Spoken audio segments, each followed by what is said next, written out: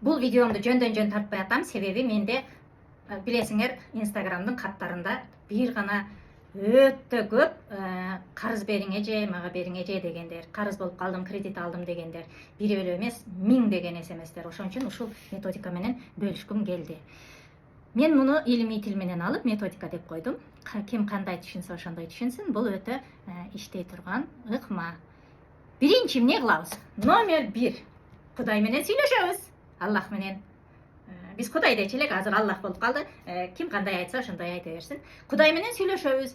Кудайым, мага ушул карызды кутулта турган жол таап берчи. Мен ушул карызыман чын жүрөктөн кутулгум келип атат деп сүйлөшкүлө Аллах менен. Себеби ниетиңерде карызды бербеш болсо, Кудайым эч качан бергизбейт. Ал эми силер Кудайдан ошондой кичине кымындай оюңар болсо дагы жок кылып, Аллахтан ошол жолду мага көрсөт дегиле. Бул биринчиси. Экинчиси, түндө турабыз тахажжуд намазга. Ким канчага күчү жетет? 2 рекет, 4 рекет, 8 рекет. Мына Аллахка саждада туруп, не кылабыз? Аллахтан сурайбыз. Аллахым, мен ушу карызыман кутултканга жардам бер деп тахажжуд намазда сурайбыз. Анан үчүнчүсү, карыз берген адамыңа звонок эт. Чал, телефондун алдагы чал. Паланча, мен ушундай ит болуп атам. Мен берейин деп атам, бере албай атам. Сен мени кечире тур, мынча убакыт бер. Кел сүйлөшөйлү, же мен алдыңа барайын деп сүйлөшкүлө.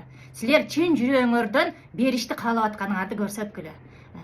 1 жылда берем, 2 жылда берем, же 1 айда кылып берем. Эч качан алдабагыла. 1 айдан кийин бере албасаңар, бере албайм деп эле айткыла. Именно ошо бере ала турган, күчүң жете турган, сага акча келе турган убакытты сурагыла. Анан азыр тепсең, урсаң, өлтүрсөң дагы өзүңүн ишиң, бирок азыр бере албайм. Эгерде убакыт берсең, мен сага берем деп туруп, бул үчүнчү ыкмабыз болду. Төртүнчүсү, жанагы мен биринчи частинде айтып кеткендей, дептер, ручканы алабыз дагы, жазабыз. Мен Паланчаева Пустанчадан мынча акча карыз алдым эле.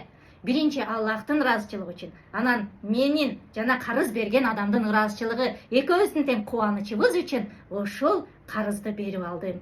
Бердим эмес, берип алдым деп жазгыла. Анан оңой олтоң берип алдым дегенди дагы унутпагыла. Күлүп, жайнап деген сөз менен. Мына ушундай ыкма менен ошол карыздарды берүү үчүн жол көрсөткөн Аллахка шүгүрлөр айтып, карызыңардан Аллахтын жардамы менен, бир гана ушул эле жол менен жүрөгүңөрдү бергиле, ошол карызды мен биринчи очередь карызымы берем деп. Ар бир кылып аткан ишиңерди жазгыла. Үйүңдө ашыкча буюң барбы? Сага кереги жокпу? Сат, карызыңан кутулгандан кийин кайра өзүң эле алып аласың.